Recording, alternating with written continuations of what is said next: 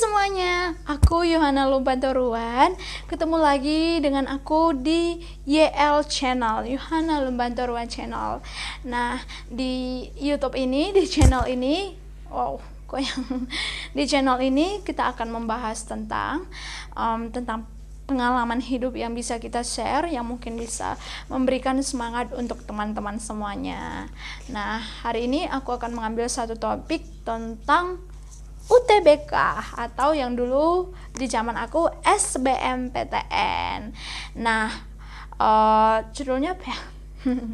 Judulnya adalah aku gagal UTBK, aku mau jadi apa? Mau jadi apa ya kalau gagal UTBK? Nah, pernyataan seperti itulah yang sering aku dengar. Ya, nggak usah jauh-jauh, waktu aku dulu aku gagal SBMPTN, aku mau jadi apa gitu. Nah, banyak orang menganggap ketika tidak masuk ke salah satu universitas yang diimpikan adalah jalan menuju gagal, bukan jalan menuju sukses. Siapa bilang? Enggak lah guys, enggak mungkin lah, kan masih banyak jalan ke Roma gitu. Nah, waktu itu aku sharing sedikit tentang pengalaman aku. Waktu itu aku tes SBMPTN di tahun 2015. Kenapa aku share begini?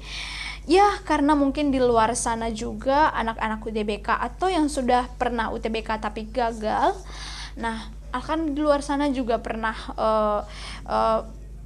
aku juga merasakan apa yang kalian rasakan. Ya, di sekolah itu aku bukan termasuk siswa yang bodoh. Kenapa? Karena aku itu mulai dari SMP udah juara umum. Aku pernah juara 2 umum di SMP dan sampai juara 2 umum aja. Dan aku selalu dapat beasiswa waktu di SMP karena aku sekolahnya di swasta, jadi aku dapat keringanan uang sekolah. Dan di SMA aku juara kelas juga. Setelah SMA mungkin makin rajin makin malas belajar, jadi cuman dapatnya di ranking juara 2 waktu itu, juara 2 kelas, tapi selalu mulai dari kelas 1 sampai kelas 3 SMA. Nah, kenapa aku share yang beginian? Aku itu adalah salah satu kandidat yang dipilih sama sekolah untuk daftar ke SNMPTN, dan waktu itu aku ngambil di Universitas Sriwijaya. Jurusannya aku rahasiakan aja karena ketinggian. Tapi nggak apa-apa, aku kasih tahu, aku dulu ngambil jurusan pertambangan di Universitas Sriwijaya. Unsri ya, Universitas Rio ya. Pokoknya arah-arah Palembang sana lah gitu. Aku lupa namanya guys. Nggak tau lah kenapa sekarang aku lupa ya kan. Nah, setelah itu aku ngambil pertambangan dan aku nggak mikir, aku nggak ngitung-ngitung nilaiku, karena aku percaya diri aku pasti lolos. Ya aku berani kan aku ngambil. Ternyata hasilnya guys, aku gagal gitu. Gagal, benar-benar gagal. Nah, SNPTN juga udah satu tusukan besar sama aku bahwa aku ini orang gagal, aku ini orang nggak berhasil, aku ini orang yang hopeless gitulah. Nah, aku memang tipikalnya orang yang selalu pengen coba ya, maksudnya coba yang positif lah gitu. Nah, selagi itu bermanfaat sama aku ngerasa aku patut mencoba gitu.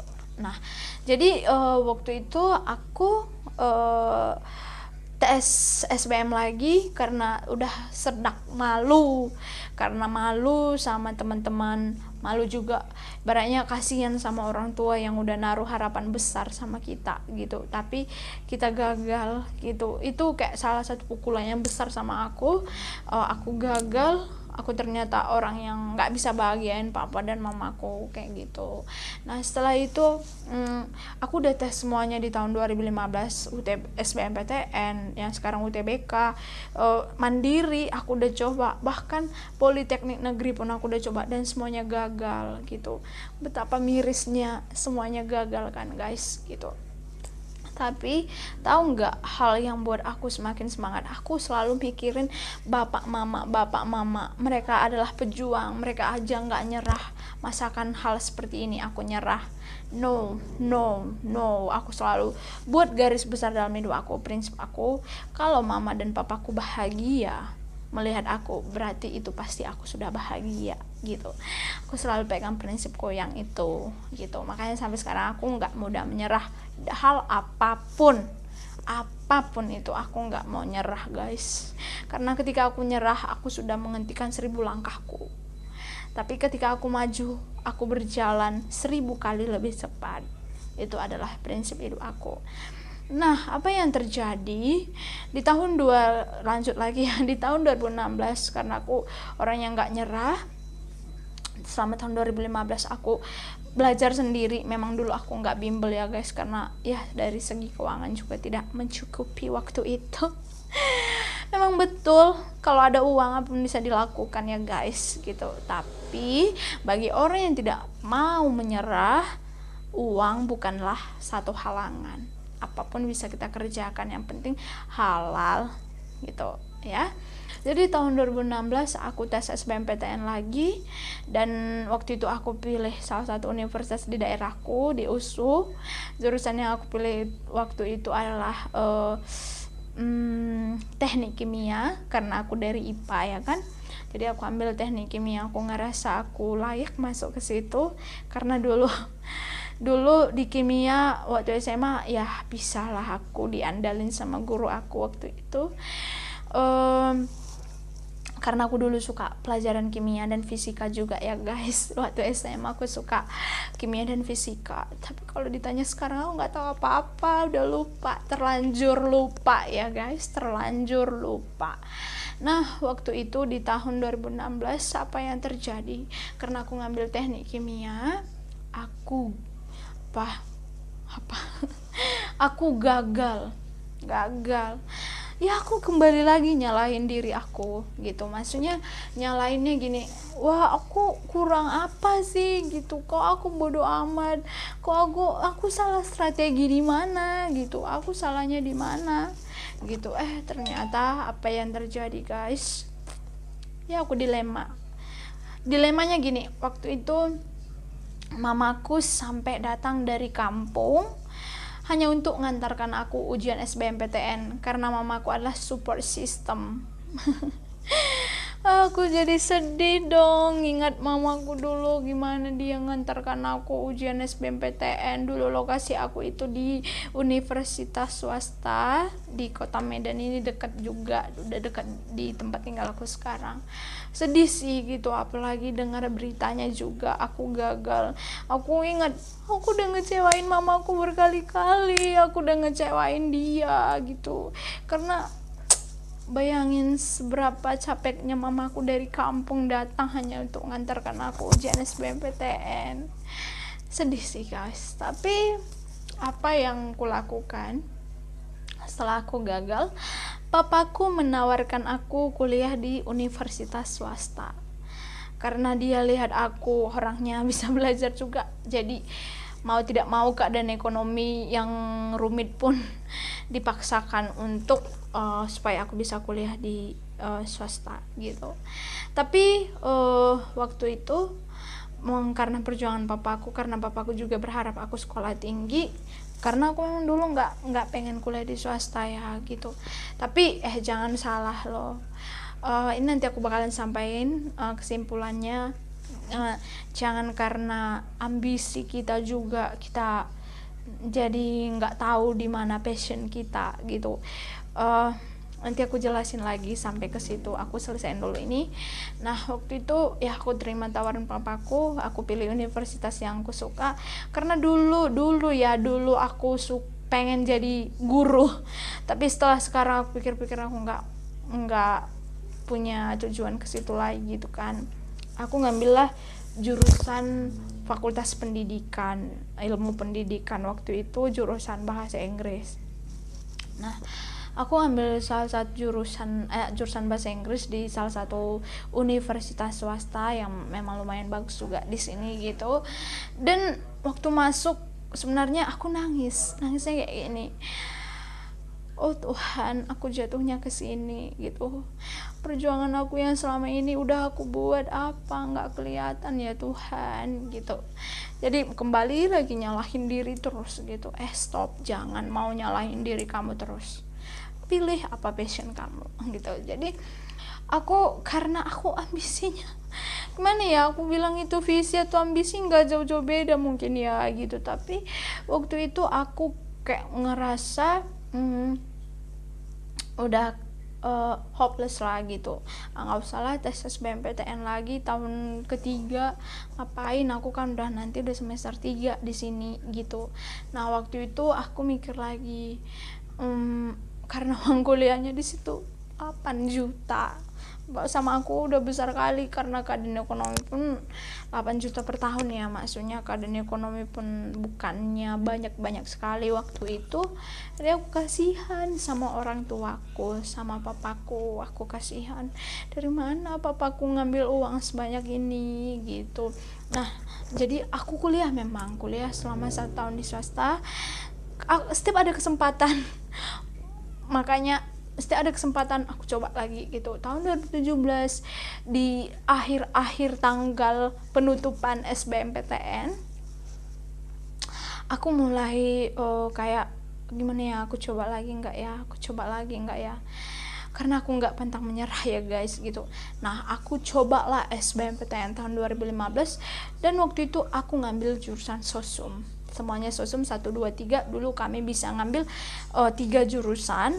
Nah sekarang kan udah 2 kan, kami ngambil 3 jurusan. Dan waktu itu aku ngambil manajemen di ekonomi di Universitas Sumatera Utara karena aku juga belajar khusus sosum ya waktu itu. Nah tapi dan karena pilihan ketiganya takut udahlah lempar-lemparnya di mana nanti gitu, jadi aku ambillah jurusan aku ambil lagi jurusan bahasa Prancis di universitas yang aku duduki sekarang. Nah tahu nggak pengalaman yang aku dapatkan, aku lulus di universitas negeri yang aku impikan selama ini, tapi di pilihan ketiga jurusan bahasa Prancis. Nah aku lulus. Nah pelajaran apa yang aku dapat dari pengalaman hidup aku? Nah nggak semua orang bisa ngelakuin apa yang kita lakuin, karena Tuhan memberikan mengizinkan sesuatu terjadi itu sebatas kemampuan kita, itu maksud aku. Jadi satu yang aku mau sampaikan, universitas manapun, kalau kamu memang niatnya kuat, tekadnya kuat, pengen berjuang, kamu bisa berhasil. Karena aku selalu pegang emas mau dilempar kemanapun akan tetap menjadi emas. Nah jadi kamu nggak usah khawatir, baik kamu di swasta, di negeri sekalipun kamu kuliah, itu nggak menjamin kamu udah pasti sukses gitu. Kamu duduk di universitas ternama sekalipun, tapi kalau di kamunya ini kurang mengimprove-nya skill yang ada dalam diri kamu, sama aja.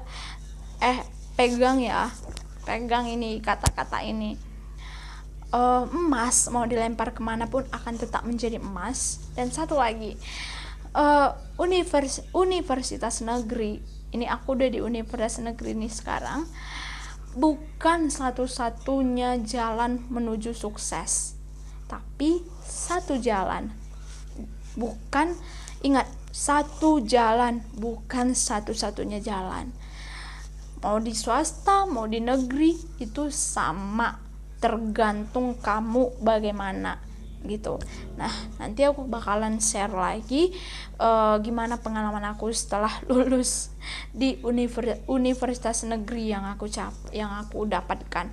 Dan sekarang aku udah semester 8, perjuangan aku udah tahap skripsi sekarang, jadi banyak lah gitu. Nah kuliah itu nggak gampang, Setelah kamu lulus di universitas negeri yang kamu impikan sekalipun atau tidak kamu impikan, tapi kamu lulus di sana, itu bukan akhir dari segalanya, enggak.